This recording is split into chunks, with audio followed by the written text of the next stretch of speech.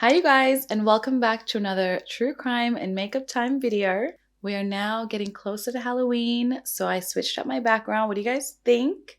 It's kind of cute, right? So it was super last minute because here in Australia, we don't really celebrate Halloween. Like we have been much more in the last couple of years, especially like kids trick-or-treating, but now with COVID, who knows really. But yeah, so we've been getting like a ton of like Halloween decorations lately and it's way more available now. So I managed to pick up a couple things. A lot of it was sold out, so couldn't really grab a whole bunch of things, but I really love these like bloody handprints. I think they're so cool. They also had these really cool tapes like caution and like do not enter, and I was actually going to use that as my background, but I couldn't find it anywhere. It was like sold out. If you're new here, my name is Zara and I post a new true crime video every single week. So if you guys love these videos and if you love my background, go ahead and hit the like button and please subscribe. I would love to have you join the fam. So today's case was actually requested by one of my subscribers, Big Kel. Thank you so much, Big Kel, for the suggestion. I actually really had never heard of this case before, so grab a snack, guys. It's a pretty long one. There's a lot of information and it's a pretty frustrating case, so let's get into it. So this case is based on two sisters who were born in the 1970s. Their names were Belinda and Katie Murphy, and Katie was actually 3 years older than Belinda, but they grew up pretty close throughout their childhood and teenage years. And in the early 1990s, Katie actually became pregnant with her first child. And they don't really tell you, but I'm guessing that things didn't work out with the father of that child. So while Katie was pregnant, she meets a guy named Jaidyn Leskie. And when she met Brett, she was just like, okay, I like this guy. And Brett actually owned and operated an auto shop with his best friend, Greg Domajewick, something. I'll put the name up here. Anyway, so in October of 1992, this was pretty much straight after Katie had given birth to her first child. It was a girl. Her and Brett get married. And then shortly after that, she gets pregnant again with her second child with Brett. And that baby, another girl named Shannon, was born in 1993. So literally right after this second daughter is born, so Brett's child is born, Katie and Brett separate and file for divorce. I mean, usually, young couples, when they rush into marriage, you barely even know each other, you have children, you just make everything all complicated, and then usually it most likely doesn't end well. But in this case, Katie was like, okay, Brett's cheating on me. Like, she fully suspected him of cheating on her. She's like, we've literally been together 2 years and you're already cheating on me. And cheating is already one thing, that's one thing to deal with. But who was Brett actually cheating on Katie with? Any guesses?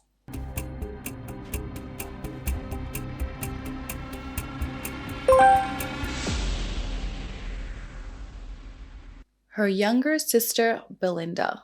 And if that isn't already bad enough, Belinda and Brett then later on confirmed this relationship by coming out publicly, I guess, to the neighborhood or something like that. At the time, Belinda was only 17 years old.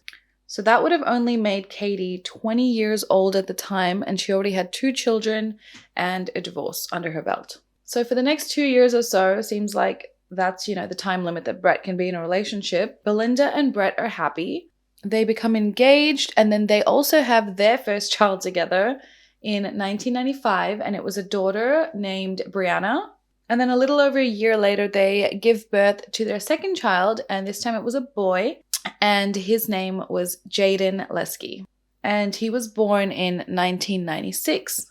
So again, soon after Jaden's birth, Belinda and Brett's relationship just starts going downhill, but this time it was Belinda who was cheating on Brett.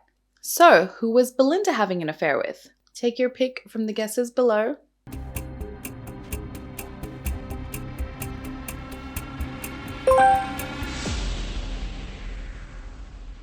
No, it wasn't Brett's brother, but it was his best friend, Greg.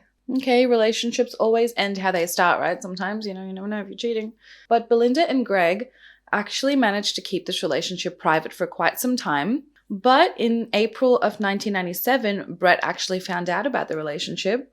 So he ends his engagement to Belinda and he just moves states. I couldn't find out exactly where he moved. It just stated he moved to the other side of the country. leaves behind all his 3 children that he fathered with, these 2 Murphy sisters, and he just goes, peace, I'm out of here. So this case takes place in 1997 in Victoria, Australia, in a small town called Moe, which is like a country town a little bit away from Melbourne. So Belinda and Katie, they lived in Moe, and at the time, Belinda was 22 years old, and she had 2 children by Brett, Brianna and Jaden. So Brianna was 2.5 at the time, and Jaden was only just over a year old. So now Belinda is in a relationship with Greg, Brett's best friend, and Greg was 28 at the time, and it seemed like Brett and Belinda had, a good relationship, despite them, coming together in not the best circumstances. They apparently seemed to make each other happy. Greg was unemployed at the time. Obviously, he no longer worked at Brett's auto shop, but he found the odd job here and there, and he spent most of his time just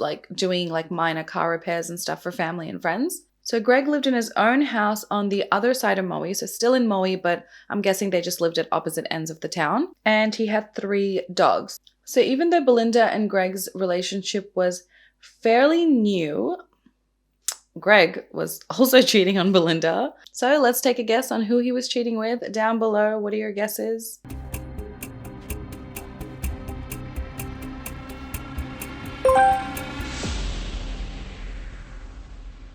Yes, he was cheating with his ex-girlfriend, Yvonne. And at the time, Belinda was just completely unaware of this. So the amount of STDs and spit swapping in this period is just incredible. So on the night of June 14th, 1997, which is the peak of winter for us over here in Australia, it's so cold at this time, it starts to become freezing. And being a mom, is really tough, especially when you're such a young mom. You feel like you don't really live your life, you know what I mean? You've been taking care of kids since you were 17. That's pretty young. So on this night, Belinda decided, you know what, I'm going to have a night off from my babies. And she decided that she was going to go out that night, and she was just going to have the kids taken care of by a babysitter. So it was a Saturday, and on that same day, Greg decides that he wants to offer to look after the kids, so that Belinda could, go out and just have a break, enjoy her life. So that Saturday morning, Greg drives over to Belinda's house on his motorbike, and he repeats his offer that he made, maybe the previous couple days. And he asked her, do you trust me to look after one or both of the kids? And Belinda just gives in and says, okay, Greg, you can look after just one of the kids, because she already made prior arrangements for the kids to be looked after a babysitter. So Belinda says she's happy for Greg to watch over baby Jaden, who at this point, he's only 13 years old at this point, so he's still like a baby. And at this point, Belinda had left Greg to look after, her kids here and there, if she went to the grocery store or, whatever. She just let him look after the kids here and there for just short periods of time, but never overnight. But she thought, you know what, it's one night. It's not going to be so bad. So Greg ends up going back home on his motorbike so he can come back with his car so he can take baby Jaden back to his house. While she's waiting for Greg to come back, Belinda had the news on, and she could see that the weather report for that night was going to be raining. So she made sure to dress Jaden in, appropriate clothing for that night. She put him in gray tracksuit pants with a green trim on the bottom, a green long-sleeved shirt, a blue-gray windbreaker, and then a red jacket. Jaden also used a pacifier, so his pacifier was attached to his clothes with a pin so that he wouldn't lose it. And Belinda also made sure to pack Jaden a little bag with, extra clothes, bibs, nappies, snacks, everything that Jaden might need for the short while that he was going to be with Greg. So Belinda puts Jaden in his car seat, in Greg's car, and then gives him a kiss. Greg gives Belinda $70, tells her have a great day, and he drives off. Belinda seems like a great mom. It's not easy, and especially with her being so young and having 2 young children to take care of. She seemed pretty responsible and loving towards her children, from what I've read. So that Saturday, Greg begins looking after Jaden. He takes him back to his place, and he was only meant to watch him during the day because Belinda already organized for Jaden and her daughter Brianna to be looked after by a babysitter from around 4 to 5 p.m. that evening, with her sister Katie's children so that they could all go out for the night. So the plan was for Greg to watch Jaden for a few hours and then drop him off back to Katie's house to be looked after by his regular babysitter for that night while Belinda and Katie went out. And this was understood by everyone, by Greg, Katie, and Belinda, and the babysitter. So after saying goodbye to Greg and Jaden, Belinda just began enjoying her Saturday, and she was looking forward to her evening, her night out, So that night, Belinda and Katie were actually going to go to a friend's birthday party in a town called Terralgan, which is I think an hour away from Maui, or maybe even less. And like I mentioned, they were planning to leave the kids with a babysitter that night. But they weren't planning to actually leave for that party till later on that evening. So while Jaden was being looked after by Greg on the other side of Maui, Belinda and Katie were with their children at Katie's house, just hanging out. So let's say that, Greg took Jaden at around midday or morning, early morning. What for? Why did he have to look after Jaden? I don't understand that.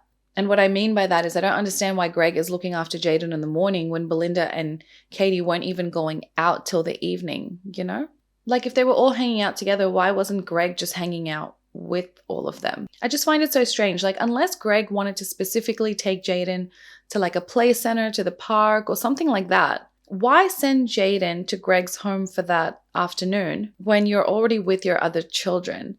I don't quite understand that, because me as a mom, if I've got one child with me, unless, I really needed a break and one of them was difficult, I'd probably rather just have both the kids with me if I'm not doing anything anyway. Even though moms, we're so busy, I feel like we'd rather just have our kids with us, I don't know. That's just what I think. So when he gets home with Jaden, Greg begins working on his car while letting Jaden just play around in the front yard until it begins to rain. So he brings Jaden into his garage with him. So around this point, Greg is interrupted by a telephone call inside his home. So he runs inside and he answers the phone. So on the phone is an old friend of Greg's who begins telling him that he has heard rumors that Greg wants to have him killed. And Greg's like, what? What are you talking about? What type of allegation is this? So they begin arguing because Greg's like, no, I'm not trying to kill you. And then the friend's like, yeah, that's what I heard. And then Greg's like, no, it isn't. Why would I be trying to kill you? What was the reason, What was the reason? What was the reason? So apparently this conversation goes on for another hour. Where's Jaden? You just left him in the garage? Garage. So then it's around 3 p.m. when Greg says, you know what? Someone's at the door. I gotta go. Bye. Hangs up with his friend, goes back into the garage to see what Jaden's doing, and he continues working on his car. So apparently at this point, Jaden's been hanging out in the garage for over an hour, and he states that Jaden falls down and needs to be cleaned up. So Greg takes Jaden into the house, cleans him up, and gives him a snack. And at this point, he notices that Jaden has cut his lip. So he decides to give Belinda a call and check in with her and let her know what happened. First of all, no child, I'm telling you, plays for 1 hour, with no toys, just with dogs in a garage. First of all, is that even safe? Second of all, that doesn't happen. It doesn't happen, let me tell you that. And then you leave him alone for an hour with 3 dogs. I don't even know what type of dogs they were, but you leave the child alone, a baby.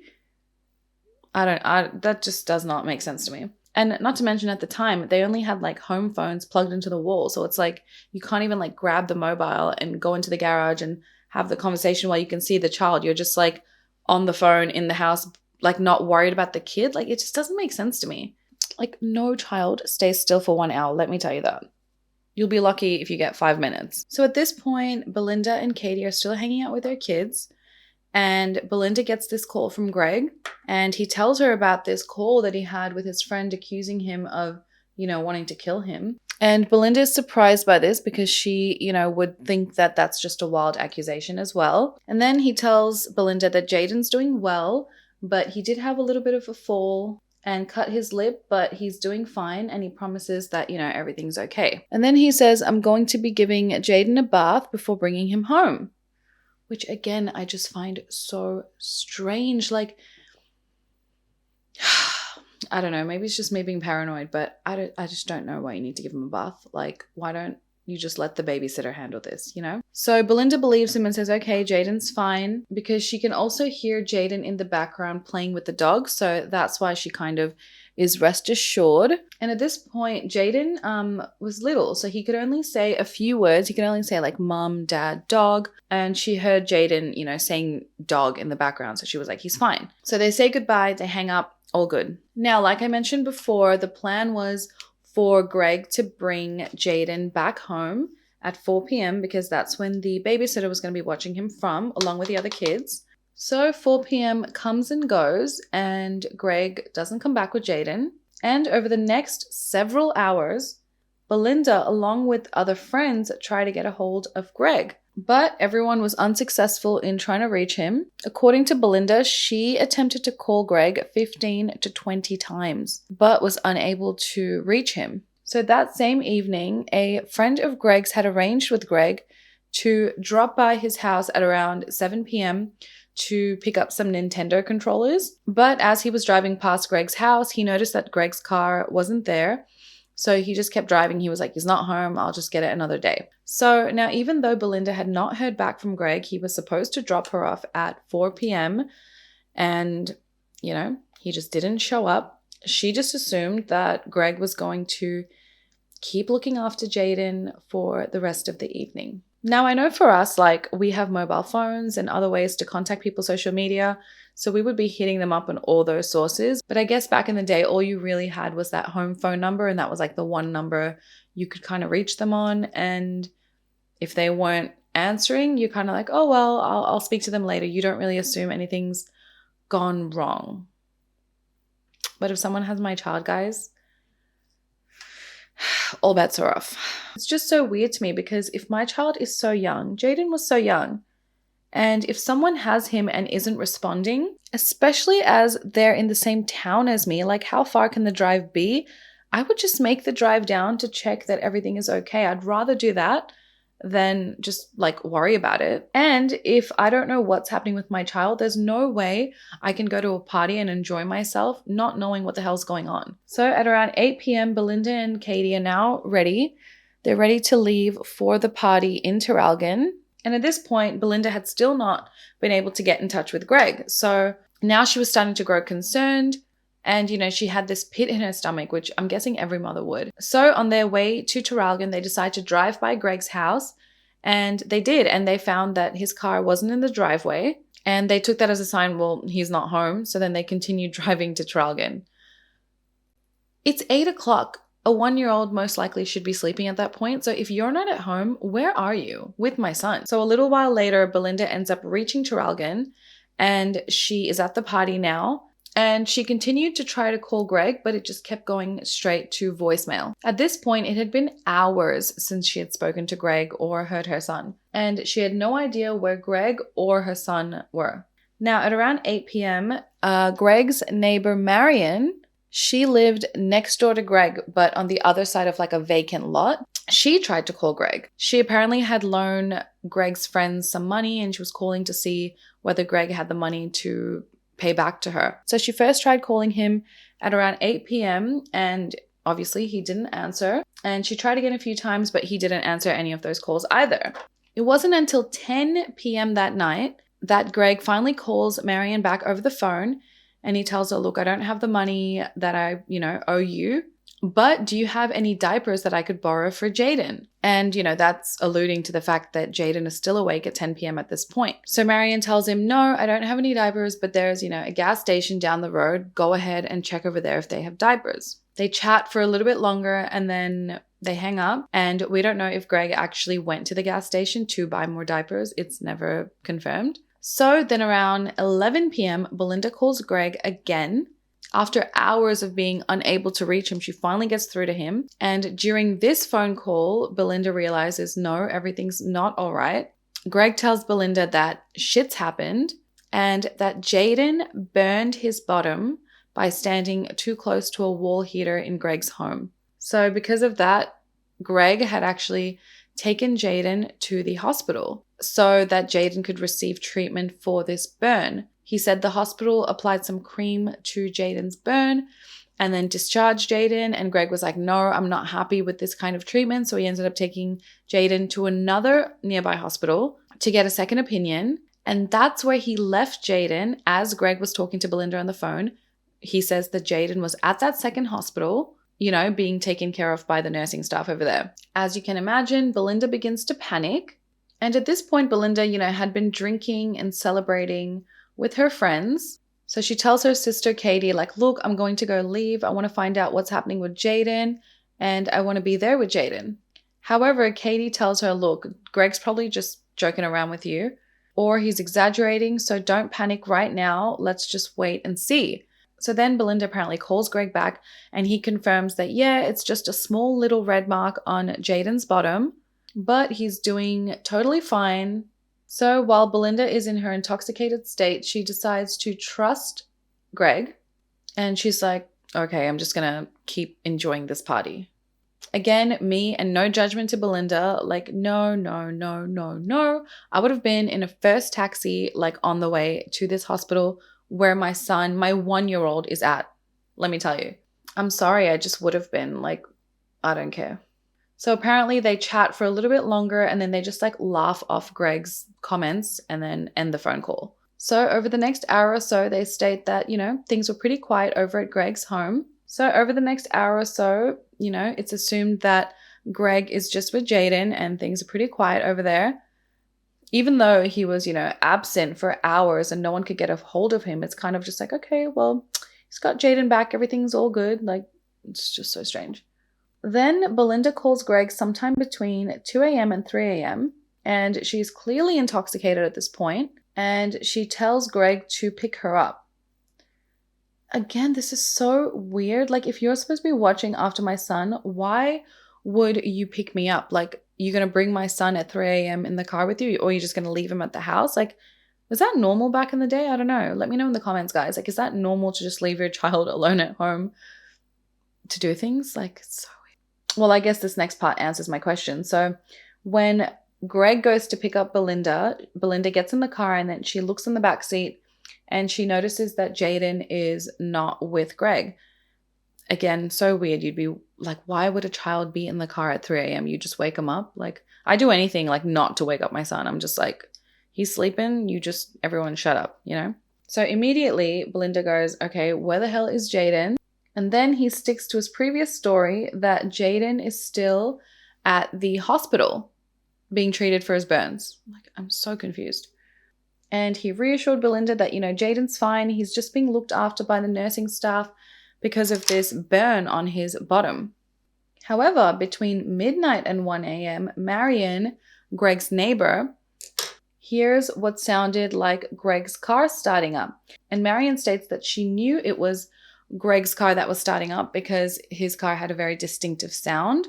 And she remembers it happening between the hours of midnight and 1 a.m. and not 2 a.m., which is when Greg says that Belinda called him to pick her up from that party in Traralgon. So while in the car, Belinda demands that Greg drives her to the hospital to see Jaden. But Greg refuses and says, you know what, you going to the hospital right now in your state of inebriation is just not going to look good for you. And he says, you know what, I'm going to drop you home first, then I'll go and get Jaden and bring him back. But conveniently, in this process, he gives Belinda some more alcohol to drink. He opens up a bottle of Jack Daniel's whiskey and he encourages her to drink a bit more. So over the next several minutes while they're on their way home, Belinda keeps inquiring with Greg as to, what's happening with Jaden. But she's, pretty drunk at this point and he just keeps dodging her questions.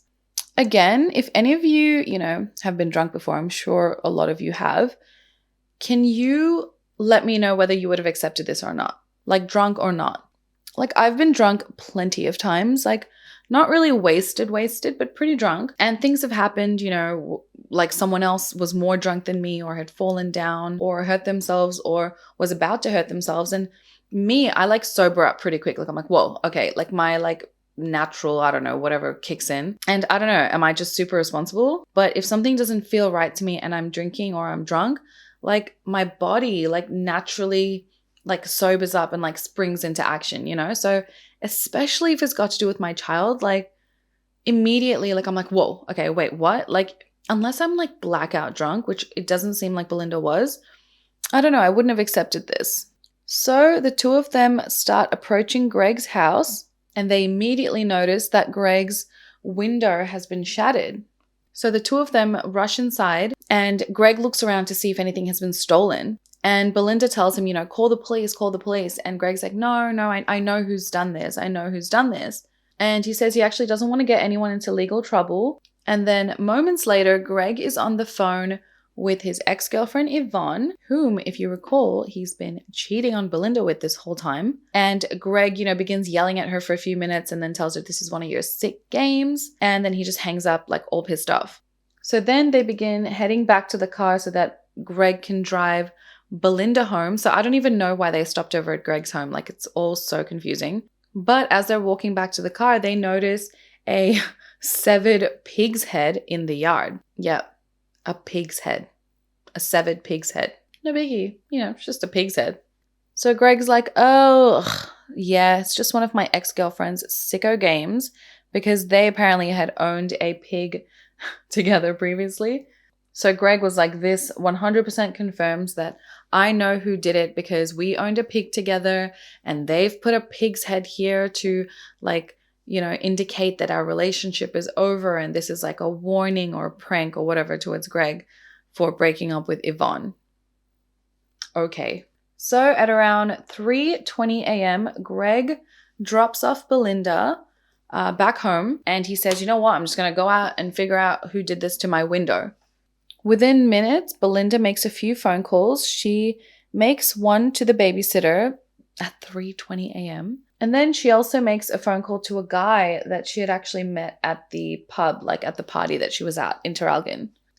She then calls Greg again and tells him, okay, drop Jaden back home after you sort out your situation. So on the way home back from Belinda's house, Greg gets pulled over by the police for speeding. So the police give him a breathalyzer test to make sure that he hasn't been drinking. And he is found to, have been clean. He didn't have any alcohol in his system. He wasn't drinking. But during this entire stop with the police, Greg never mentions to the police about his home being, vandalized and the pig's head being on his front yard. And he also doesn't mention that he's on his way to pick up Jaden, a 1-year-old who was in his care from the hospital after an injury. Then at 5 a.m. that night, Greg returns home to Belinda's house, and he shakes her awake, and he finally tells her that, you know what, I've been lying to you for the past few hours. Greg admits that Jaden was not at the hospital. In fact, Greg didn't know where Jaden was.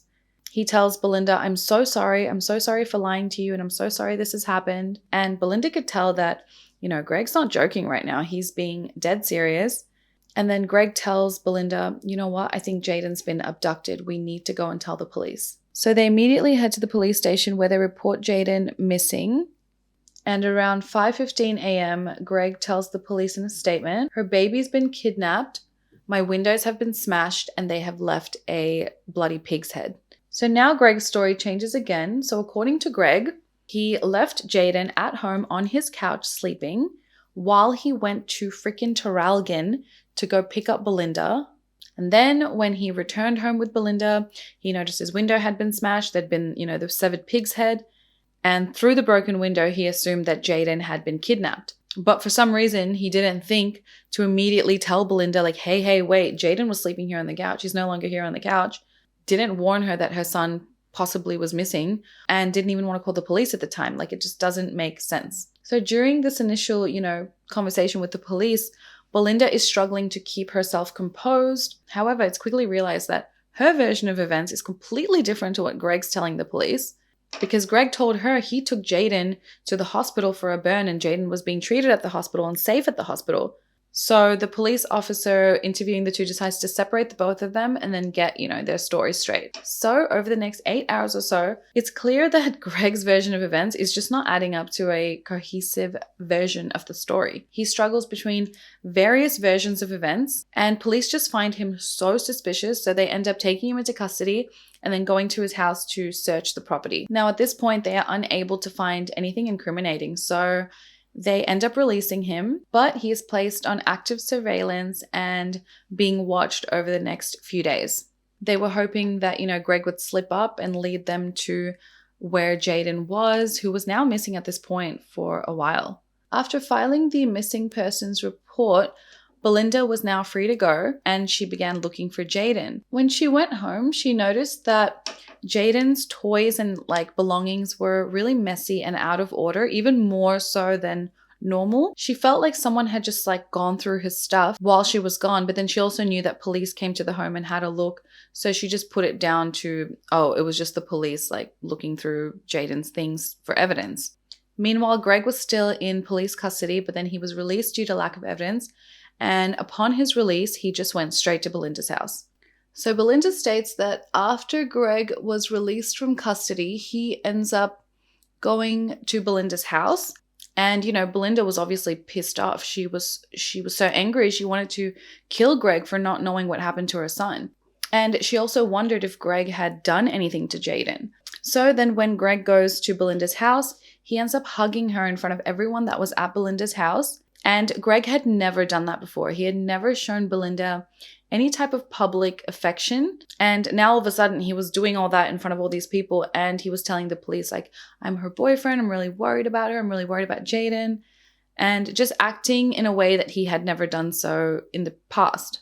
Throughout the time that Greg and Belinda had been dating, Greg always tried to distance himself from Belinda, especially in front of her family and friends. He always introduced her as Leskie's ex-Mrs., which is Brett Leskie. So this is Brett's ex-wife, and he never showed her any signs of public affection until Jaden had disappeared.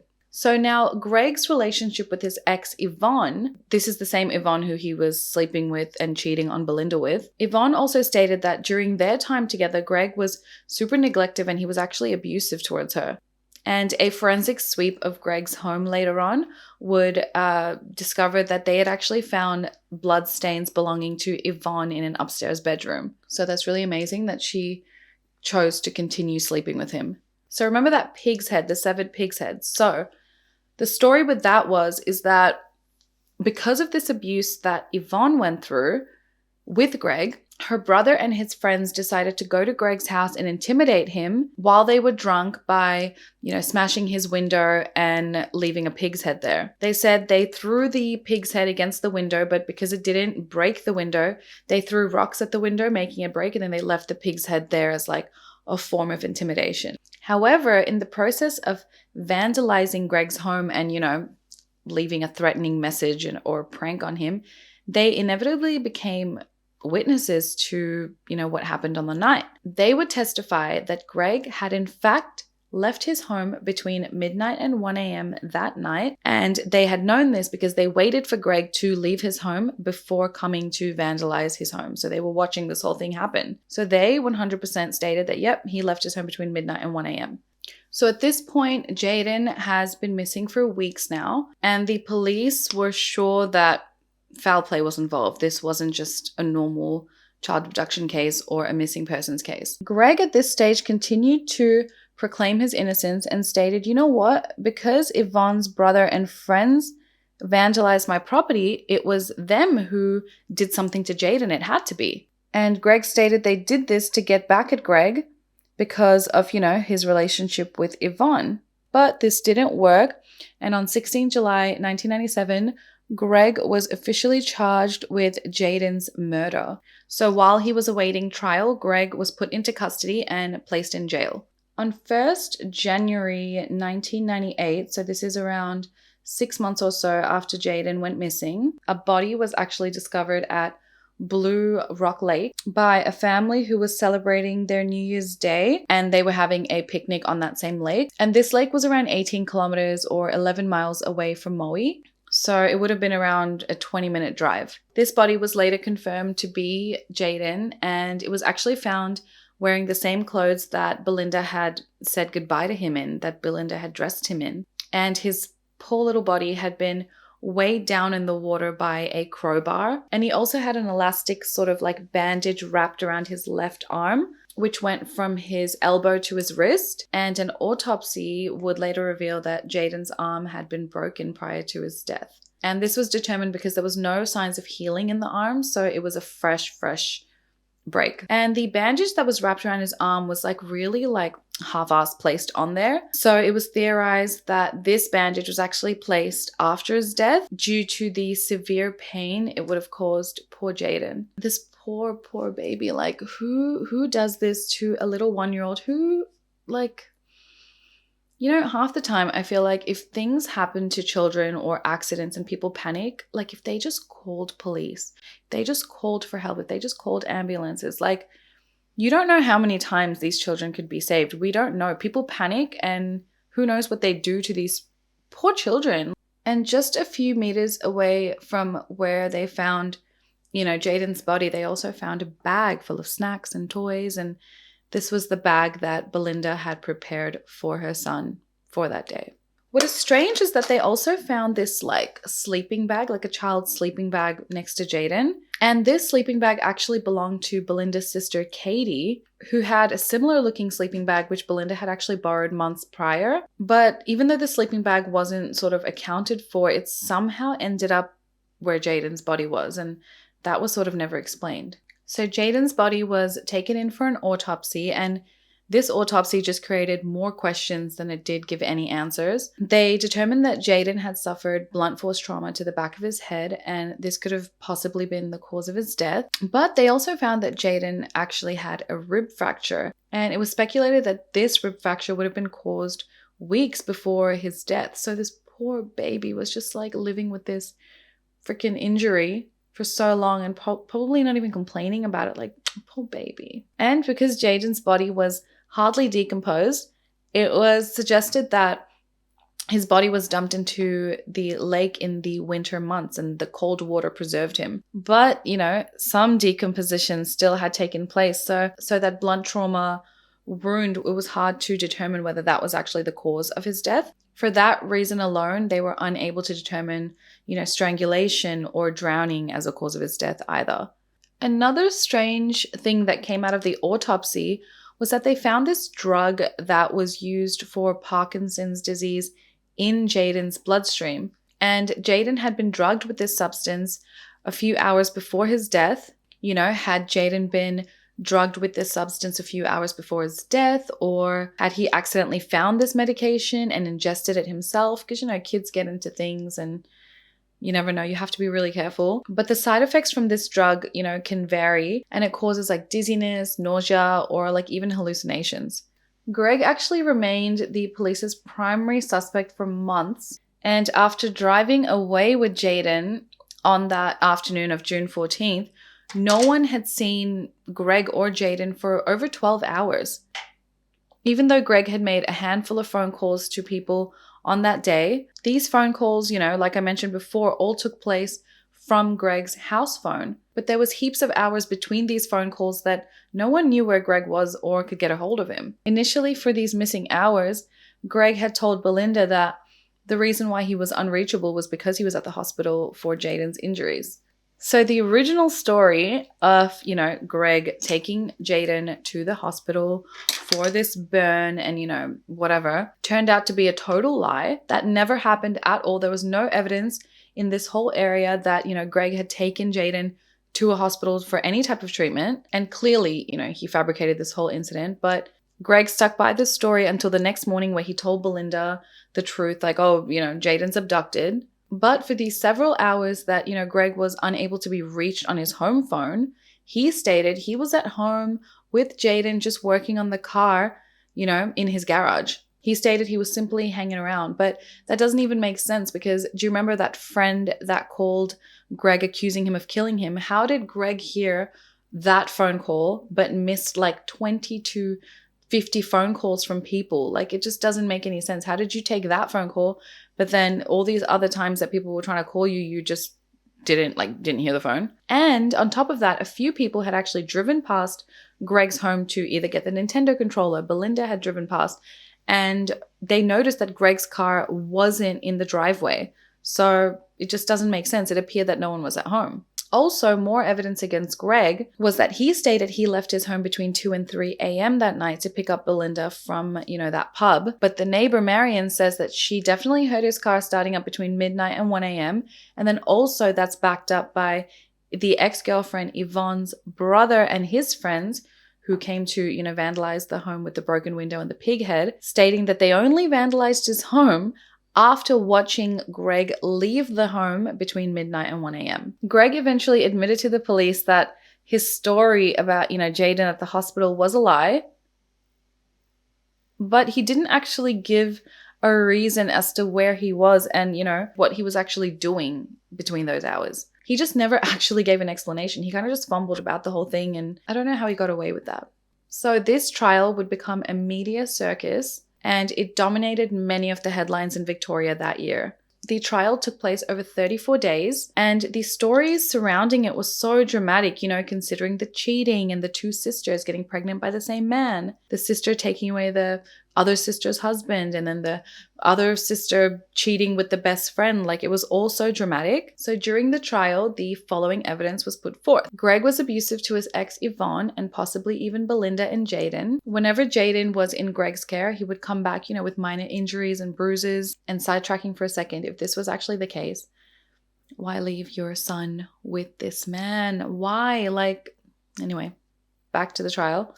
Then, when Greg was arrested, they found bloody tissues in Greg's bin, which matched Jaden's blood type. Parts of Greg's clothing and his wallet was soaking wet, which could mean that he was wearing these clothes and his wallet was in his pocket when he dumped Jaden in that lake. But even with all this evidence, which seems pretty clear to me that Greg was the one who did it, Greg was not convicted in Jaden's murder and was set free on 4th December 1998.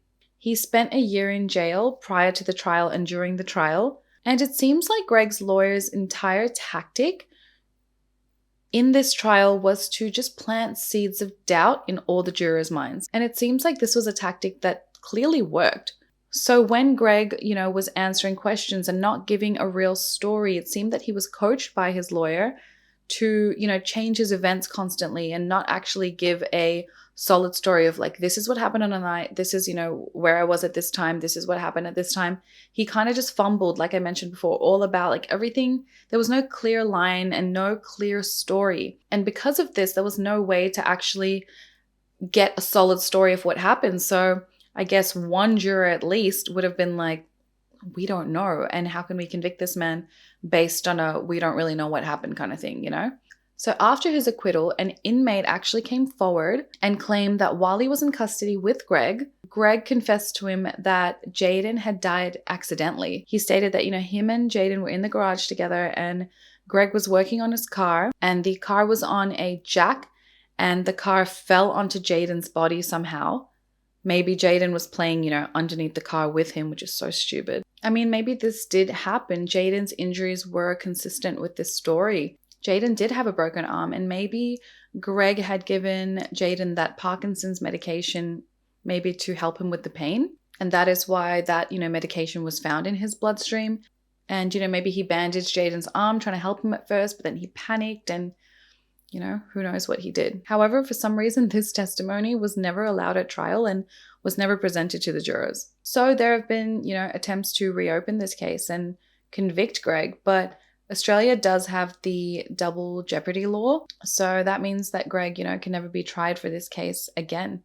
So unfortunately, there was no justice served in this case, and we still don't know what happened to poor baby Jaden. Belinda has, remarried and had more kids and moved on with her life, but she states that on Jaden's birthday every single year, she remembers him, and yeah, you never get over something like this, So let me know your thoughts on this case, guys. Do you guys think that Greg did it? I mean, who else could it be? I hope you guys found this case interesting, and thank you again to Big Kel for this case suggestion. If you guys have any other cases you would like me to cover, go ahead and leave it in the comments. And I hope you guys liked this makeup look. I actually liked how it turned out. It's kind of fun, kind of random, but I hope you guys enjoyed it. Don't forget to subscribe if you've watched this far. And if you want to check out some of my other videos, go ahead and click on this guy right here. And I will see you in my next one, guys. Thank you so much for watching. Besitos. Mwah. Bye.